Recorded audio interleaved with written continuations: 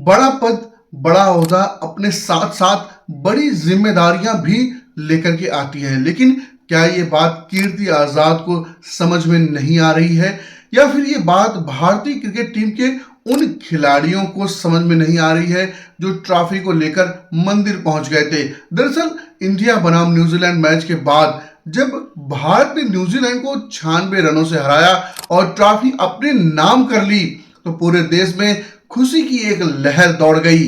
दरअसल इंडिया बनाम न्यूजीलैंड का यह मैच बहुत ही रोमांच से भरा था।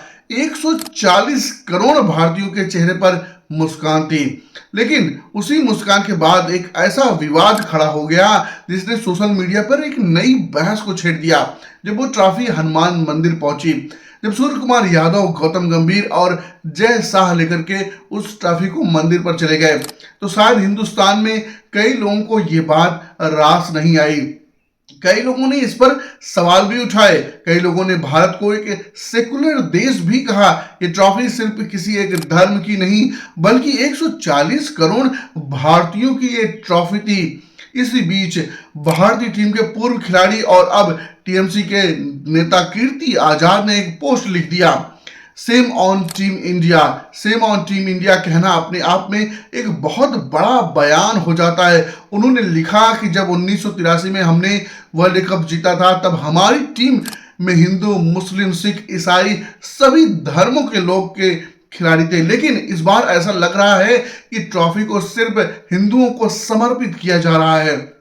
उन्होंने सवाल उठाया कि क्यों मंदिर, क्यों मस्जिद नहीं, क्यों चर्च नहीं, क्यों गुरुद्वारा नहीं। ये सवाल कीर्ति आजाद ने उठाया। अब ये सवाल जितना तीखा था, उतनी ही तेज प्रतिक्रिया भारतीय टीम के खिलाड़ियों की तरफ से आने लगी।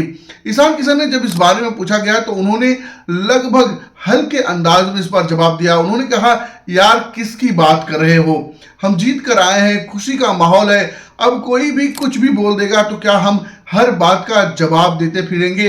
लेकिन इस बार शायद उनके अंदर नेता ज्यादा बोल रहा है। उन्होंने कहा, कीर्ति आजाद हमें बड़े भाई जैसे लगते हैं, लेकिन इस पर उन्होंने अपने अंदर का नेतापन बाहर ला दिया है, क्योंकि बंगाल में कुछ महीनों में चुनाव होने वाले हैं और जिस पार्टी से कीर्ति आजाद जुड़े हुए हैं वहां मुस्लिम वोट बैंक बहुत ज्यादा है। और ऐसे में सवाल ये भी उठ रहा है कि इस बार उनके अंदर का नेता, उनके अंदर के क्रिकेटर पर भारी पड़ गया है। हर कप्तान या खिलाड़ी अपनी जीत की मन्नत मांगता है। हरभजन सिंह ने भी यह कहा कि हर खिलाड़ी अपनी अपनी आस्था के अनुसार कार्य करता है। हर कप्तान या खिलाड़ी अपनी अपनी मन्नत को मांगता है, विश मांगता है। हो सकता है किसी ने मन्नत मांगी हो, अगर मन्नत पूरी हो गई तो वो भगवान में के दरबार में जाकर के धन्यवाद देना चाहता है, उनको शुक्रिया अदा करना चाहता है। जब कोई चीज मर्यादा के अंदर हो रही है तो किसी का मजाक नहीं उड़ाया जाना चाहिए और सब कुछ सम्मान के साथ हो रहा है। तो ट्रॉफी मंदिर जाए, गुरुद्वारे जाए, चर्च जाए या मस्जिद, आखिर में इसमें गलत क्या है। लेकिन इस पूरे विवाद के बीच एक और सवाल उठता है, अगर यही काम सूर्य कुमार यादव जैसा और गौतम गंभीर की जगह संजू सैमसन या मोहम्मद सिराज करते तो क्या हिंदुस्तान उसी तरीके से इसे स्वीकार करता। क्योंकि मोहम्मद सिराज ट्रॉफी लेकर मस्जिद नहीं गए और संजू सैमसन इसे लेकर के चर्च नहीं गए।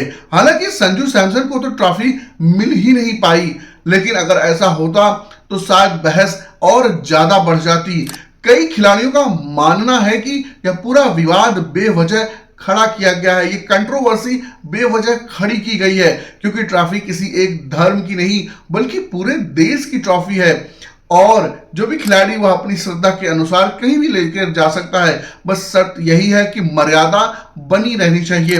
यही वजह है कि भारतीय टीम के कई खिलाड़ी खुलकर के कह रहे हैं कि कीर्ति आजाद के अंदर की नेतागिरी इस समय शायद बाहर आ गई है। जब इलेक्शन आ गए हैं, उनको स्पोर्ट्स मैनशिप जो है उन पर नेतागिरी भारी पड़ गई।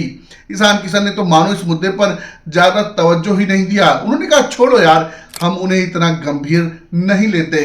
उन्होंने मजाक में कहा, ऐसे सवाल मत पूछो, ये पूछो कि पाकिस्तान के किस बॉलर को कूटने में ज्यादा मजा आया।